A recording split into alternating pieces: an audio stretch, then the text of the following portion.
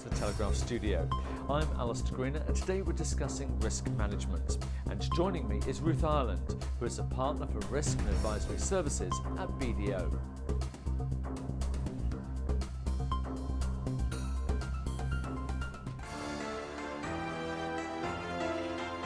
Good morning. Good morning, Alistair. So how is risk management and internal control changing and evolving? I think what we're seeing is just the business environment is becoming so much more complex. Businesses are having to deal with huge volumes of data, and really the infrastructure they have in place in terms of risk management and internal control hasn't been keeping pace with that change. So businesses need to respond. They need to put in place effective risk management structures. And what we're seeing in the most successful businesses is that they're using risk management as a tool to enable them to take risk, rather than just as a sort of defensive or protective mechanism to protect them from the risks that they face.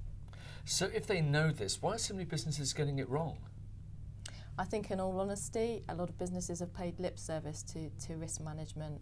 Although there have been drives through the UK Corporate Governance Code to get listed companies to put risk management in place, in actual fact, boards haven't really engaged with it as a key business process. It's tend to be delegated down within the organisation, and you haven't had that robust engagement with boards actually engaging with the most complex risks that they're facing. And that has exposed a number of businesses to weaknesses, and there's many high-profile cases of that we've seen in the press over recent years. They may say that they have finance departments and accountants. Why do we need risk management functions?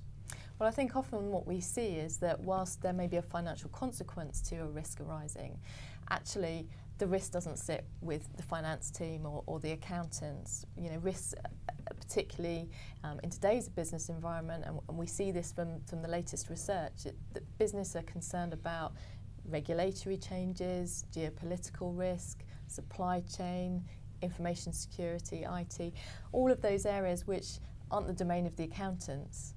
I think where we see successful businesses, they've actually put in place what we call the 3 lines of defence. So you've got operational management, who manage the risk and own the risk. You've got the risk and compliance functions, who have oversight of those risks and how they're being managed. And then your sort of independent assurance, your 3rd line, which would be something like internal audit or external audit. And that builds resilience into your business. Without that, and if you start merging finance and risk functions together, you're likely to get gaps, and that's where the risks materialise.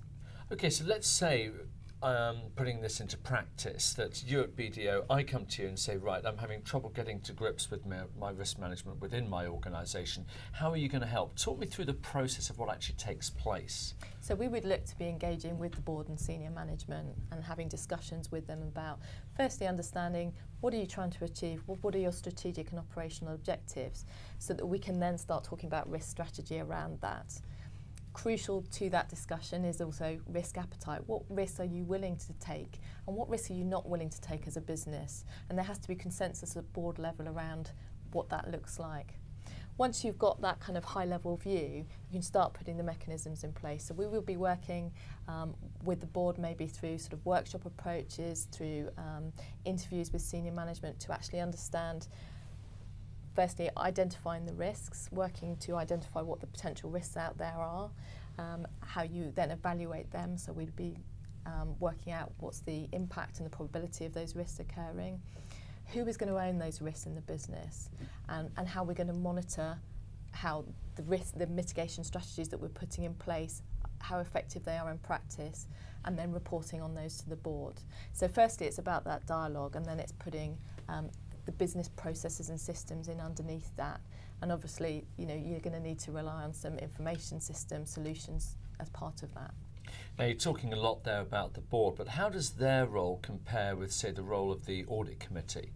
So the board is responsible for setting the risk agenda, for deciding what risks it is willing to take. What the audit committee is there to do is take assurance on how effective risk management is within the business. So the audit committee will be receiving assurances from internal audit, external audit, the risk management function, and other sort of compliance functions, maybe health and safety and legal. And they will be assessing the comprehensiveness and robustness of those assurances and feeding that to the board. So they're about the process of risk management, but the board owns the risk agenda. And what we see happening is that boards effectively expect the audit committees to do their job. And again, that's where you can end up with just the oversight not working effectively. Now, you mentioned earlier on what a complex environment it is and how it's changing all of the time.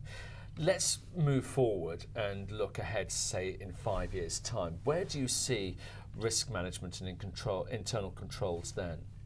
Well, as you say, with the complex environment that businesses work in today, and particularly just the pace of change for technology, I think, if you accept the premise that uncertainty is just a fact of doing business, then you need to build risk management into your everyday business processes.